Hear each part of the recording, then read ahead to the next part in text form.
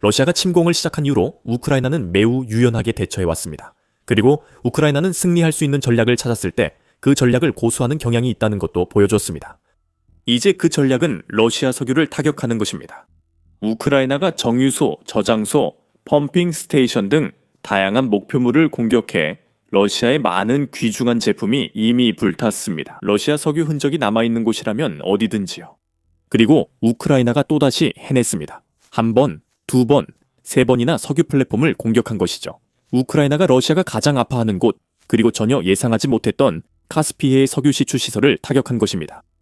1월 11일 유나이티드 24 미디어는 우크라이나 특수작전군, 이 카스피해에 있는 러시아의 해상 석유 시추 플랫폼 3곳을 정밀 드론 타격으로 공격했다고 보도했습니다. 푸틴이 침공을 시작할 때 안전하다고 여겼던 세 플랫폼 모두 우크라이나 공격에 직접 타격을 받았습니다. 하지만 유나이티드 24 미디어에 따르면 피해 규모는 아직 불분명합니다. 이 매체는 나사의 계열사가 위성 이미지를 이용해 지구상의 화재를 추적하는 모니터링 시스템을 사용하고 있지만 우크라이나가 공격한 3곳의 시설 중 어느 곳에서도 아직 화재가 감지되지 않았다고 지적했습니다. 하지만 이것이 피해가 없었다는 의미는 아닙니다. 이는 우크라이나가 석유나 가스 저장 시설이 아니라 새 플랫폼의 구조적 부위를 공격했을 가능성을 시사합니다. 그 새 플랫폼의 이름은 필로노프스키, 발레리 그라이퍼, 유리 코착인 플랫폼입니다. 우크라이나 군 총참모부는 세 플랫폼 모두 타격을 받았다고 텔레그램에서 확인하며 이는 침략자의 군사, 경제적 잠재력 감소 조치라고 밝혔습니다. 우크라이나 방위군 부대가 카스피해 해역에 있는 루코일 코퍼레이션의 3개 시추 플랫폼, 즉 V 필로노프스키, 유리 코차긴, 발레리 그라이퍼 플랫폼을 타격했습니다. 이 시설들은 러시아 점령군 지원에 쓰입니다. 총참모부는 SOF를 언급하지 않았으며 유나이티드 24 미디어에 따르면 SOF의 개입은 1월 11일 성명에서 확인됐다고 전했습니다. 이런 공격에는 우크라이나 특수작전 부대가 반드시 관여했을 것입니다. 유로마이단 프레스의 사건 보도에 따르면 러시아의 카스피해 석유 플랫폼은 공격하기 쉬운 표적이 아닙니다. 이 플랫폼들은 우크라이나 전쟁 전선에서 최소 950km, 즉 약 590마일 이상 떨어져 있습니다. 우크라이나가 이 플랫폼들을 공격하기 위해 드론을 보낸다면 그 드론들은 이런 공격에 필요한 엄청난 사거리를 제공해야 할 것입니다. 우크라이나는 이런 공격을 하려면 점령지 일부의 공중 경로도 확보해야 했겠지만 결국 해냈고 과거에도 성공한 적이 있습니다. 유나이티드 24 미디어는 이번 드론 공격이 러시아 루코일 에너지 대기업의 인프라를 겨냥했으며 카스피해 지역에서 두 번째로 확인된 러시아 인프라 대상 공격이라고 밝혔습니다. 첫 공격은 몇 주 전이었고 유나이티드 24 미디어가 2025년 12월 31일에도 보도했습니다.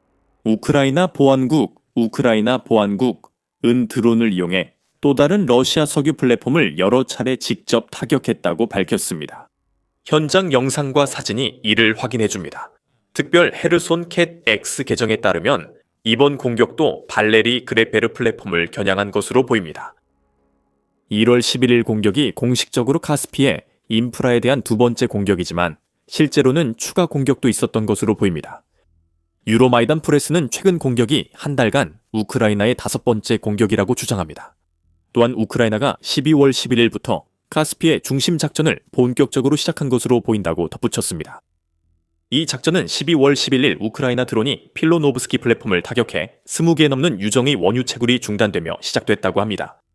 추가 공격으로 같은 플랫폼이 다시 타격받았고 유리 코착인 플랫폼과 라코시츠나 유전 발레리 그리페르 플랫폼도 공격당했습니다. 이 매체는 우크라이나가 3가지 목표를 노린다고 전했습니다. 새 플랫폼이 반복 공격받은 것은 우크라이나가 푸틴에게 명확한 메시지를 보낸다는 의미입니다. 카스피해의 대형 석유 시추 시설들은 안전하지 않습니다. 우크라이나의 지속적인 공격은 러시아가 드론을 막지 못함을 보여줍니다. 이 드론들은 푸틴의 우크라이나 전쟁 자금을 지원하는 석유 시추 플랫폼으로 꾸준히 이동하는 것으로 보입니다. 곧 이 시추 플랫폼들의 중요성에 대해 다시 말씀드리겠습니다.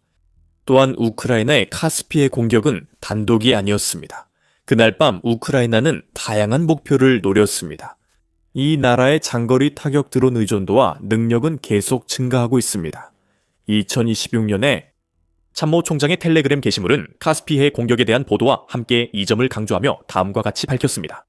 또한 방위군은 일시적으로 점령된 루안스크주의 바라나체바 마을 지역에서 북함3 대공 미사일 시스템 발사대에 대한 화력 타격을 실시했습니다.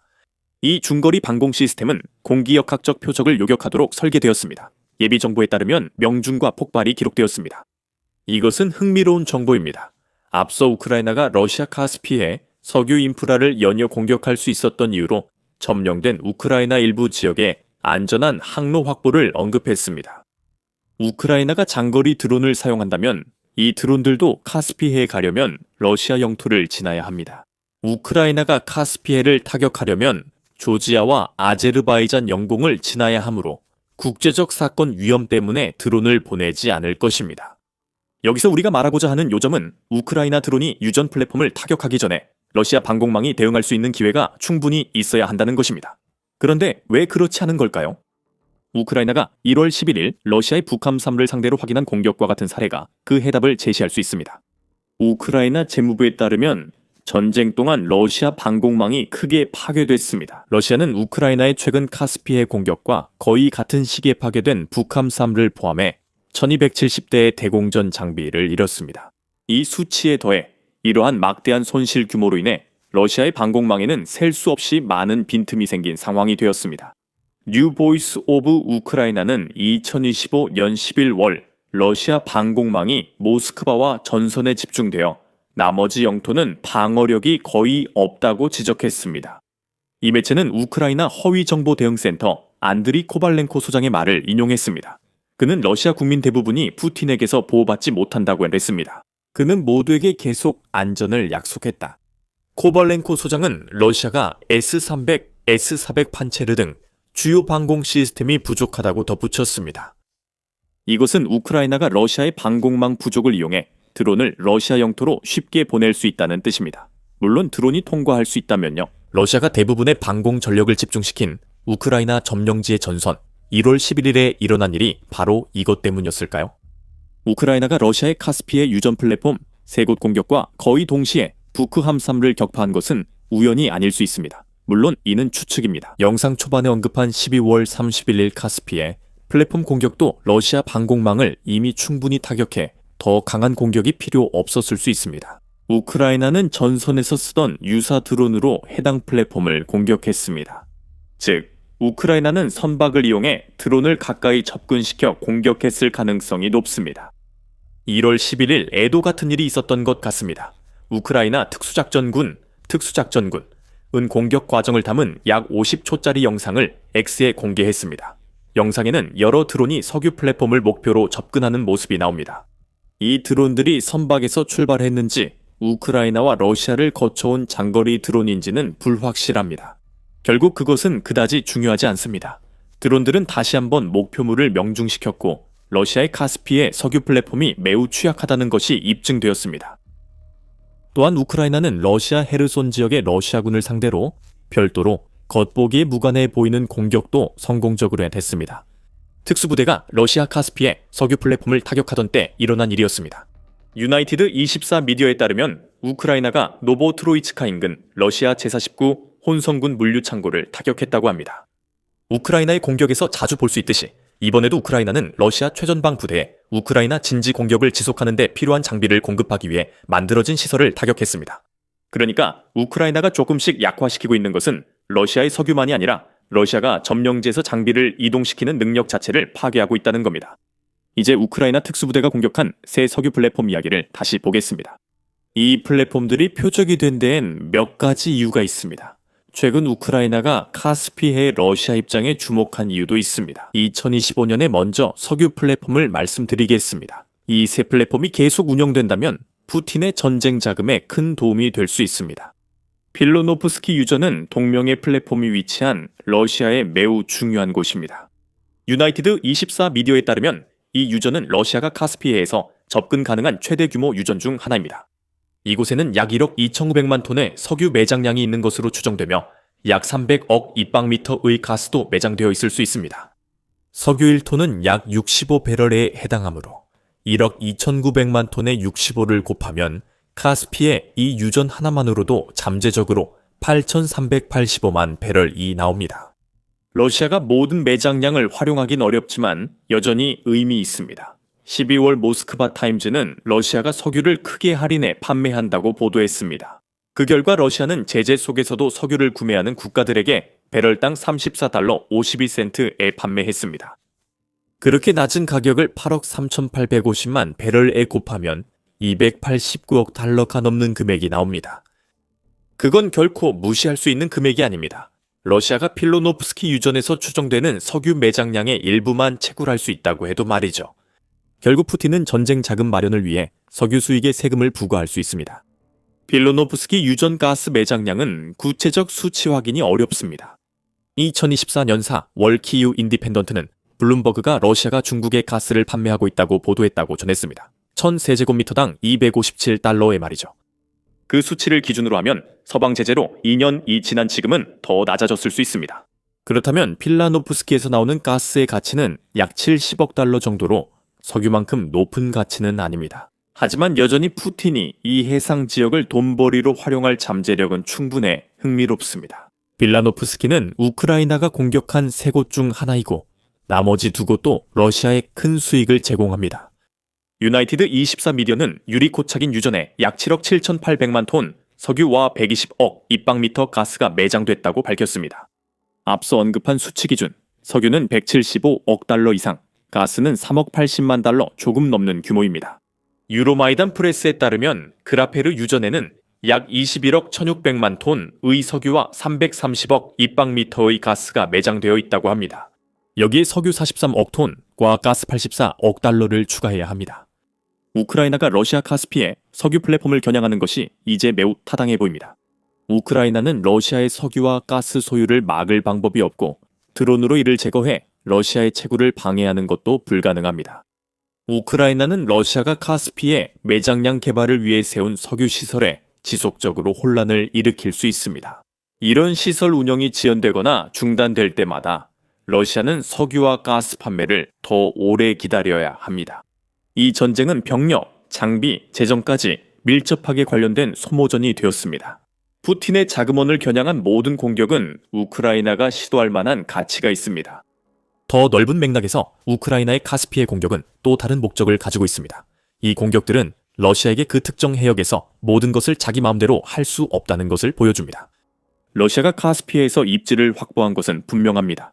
2024년에 제임스타운 재단은 러시아가 통제하는 석유와 가스전이 유럽 에너지 안보에 얼마나 중요한지 강조했습니다. 이 매체는 러시아가 카스피의 에너지 자원을 북극 시베리아 자원보다 낮게 평가한다고 지적합니다. 하지만 재단의 말처럼 러시아는 여전히 카스피해의 중요성을 이해하고 있으며 주요 정책 이반자들은 카스피해 국가들이 유럽연합의 에너지 공급원이 될 가능성을 우려하고 있습니다. 이로써 그들이 모스크바의 적과 정치, 군사 협력을 강화할 수 있습니다. 다시 말해 카스피해의 석유와 가스를 통제한다는 것은 많은 유럽 국가들이 이러한 자원에 대해 러시아에 의존하도록 만들 수 있는 잠재적인 능력을 가져다 줍니다. 그리고 이러한 의존성은 푸틴이 전쟁을 수행하는 데 사용할 수 있는 자금으로 이어집니다. 러시아는 카스피해 지역을 유럽에서 고립시키려 하며 카스피해 5개국을 설득해 이를 지원하게 하려 합니다. 그 5나라는 이란, 투르크메니스탄, 아제르바이잔, 카자흐스탄, 그리고 러시아를 포함합니다. 이들은 카스피해의 석유와 가스 이해관계를 갖고 2018년 카스피해의 법적 지위에 관한 협약에 모두 서명했습니다. 이 협약은 5개국 간 분쟁 종식을 위한 합의였습니다. 물론 2018년 이후로 많은 것이 변했습니다. 하지만 러시아는 우리가 방금 설명한 이유들로 인해 이 협약의 협력적인 성격을 유럽에 대항하는 데 활용하려 하고 있습니다. 2024년 11월 ICIJ는 푸틴의 카스피해 협상이 성과를 내고 있다고 밝혔습니다. 이 컨소시엄은 러시아가 카자흐스탄의 원유 상당 부분을 통제하게 됐다고 주장합니다. 이는 서방 석유 회사들이 카자흐스탄 원유를 추출할 수 없음을 의미합니다. 카스피해 석유가스 통제는 유럽 에너지 수요 통제와 연결됩니다. 블라디미르 푸틴의 논리입니다. 그 지역의 서방 기업들조차 원하는 것을 얻으려면 러시아와 협력해야 하는 상황입니다. 하지만 우크라이나 덕분에 그리고 러시아와 그다지 사이가 좋지 않은 카스피해 5개국 중 적어도 한 나라 덕분에 곧 상황이 바뀔 수도 있습니다. 우크라이나 입장에서는 카스피해에서 러시아의 석유 이익을 공격하는 것이 푸틴의 침공 이후 자신들을 지지해온 유럽 파트너들과 더 가까워질 수 있는 계기가 될 수 있습니다. 이것은 서로 돕는 상황으로 우크라이나는 더 많은 무기와 지원을 받는 반면 유럽 국가들은 카스피해의 거점을 구축할 가능성에 한 걸음 더 다가가게 됩니다. 러시아의 지배력이 약해지면서 그리고 그 지배력은 분명히 느슨해지기 시작했습니다. 우크라이나가 카스피해 작전을 시작하기 전부터 해양 전문 매체는 러시아가 카스피해 지역에서 영향력이 약해지기 시작했다고 주장했습니다. 이 매체에 따르면 러시아는 카스피해를 무기 운송뿐만 아니라 석유와 가스 채취에도 이용하고 있습니다. 이란제 미사일, 드론, 탄약이 모두 카스피해를 통해 러시아로 들어갔으며 특히 220발의 파타 360 탄도 미사일 중 하나가 주요 화물이었다고 이 매체는 전했습니다. 우크라이나의 카스피해 공격은 러시아에 대한 경고이며 현재 석유 시추 시설을 타격 중입니다. 우크라이나는 이전에도 러시아 군함과 그림자 함대를 타격할 수 있음을 입증했습니다. 푸틴은 이제 카스피해에 있는 자신의 함정들이 얼마나 안전한지 고민하고 있을지도 모릅니다. 우크라이나가 분명히 그곳에서 작전을 펼치고 있고 러시아의 이익에 최대한 큰 피해를 주는 데 집중하고 있는 것으로 보이기 때문입니다. 2024년 6월 상트페테르부르크 경제포럼에서 보듯 러시아와 카자흐스탄 관계가 약화되는 듯합니다. 카심 조마르트 토카예프 카자흐스탄 대통령이 푸틴과 무대에 섰습니다. 하지만 푸틴이 자신의 입장에 동조해주길 기대했던 것과 달리 토카예프 대통령은 다른 생각을 가지고 있었습니다. 그는 러시아의 도네츠크와 루한스크 합병을 인정하지 않았습니다. 토카예프 대통령은 러시아의 카자흐 병력 우크라이나 파병 요청을 거절하고 러시아산 석유에 대한 서방 제재를 존중하겠다고 밝혔습니다. 이런 조치는 비교적 작은 나라의 지도자로서는 매우 용감한 행동입니다. 아무리 좋은 시기라 해도 말이죠. 푸틴과 같은 무대에서 이런 말을 한다는 건 정말 대단한 배짱이 필요합니다. 여기서 굳이 언급하고 싶지 않은 그런 배짱 말이죠. 이 모든 것의 요점은 우크라이나가 카스피해 공격을 통해 장기전을 펼치고 있을지도 모른다는 겁니다. 단기적으로는 유전 플랫폼을 폐쇄해서 크렘린으로 흘러가는 자금줄을 차단하려는 것이죠. 하지만 그뿐만 아니라 우크라이나는 서방의 영향력이 그 지역에 점점 스며들고 있는 시기에 러시아의 카스피해 영향력을 조금씩 약화시키고 있습니다. 카자흐스탄은 푸틴의 변덕에 휘둘리지 않으려 합니다. 1월 11일 우크라이나의 추가 공격 등으로 카스피해 5개국은 러시아가 푸틴이 말하는 만큼 강국이 아닐 수 있음을 알게 될 것입니다. 그리고 만약 그런 일이 일어난다면 푸틴이 악몽처럼 여기는 서방이 집단적으로 카스피해로 영향력을 확장하는 상황이 현실이 될 수도 있습니다. 카스피해 5개국 중 한 나라인 이란은 푸틴이 러시아 편에 남을 것이라 기대했지만 현재 이란 정권은 심각한 내부 문제를 겪고 있습니다. 혁명이 진행 중이며 이란 지도자들이 곧 모스크바로 도망칠 수도 있습니다. 자세한 내용은 영상에서 확인하시고 우크라이나의 러시아 석유 이권 공격 소식은 The Military Show를 구독해주세요.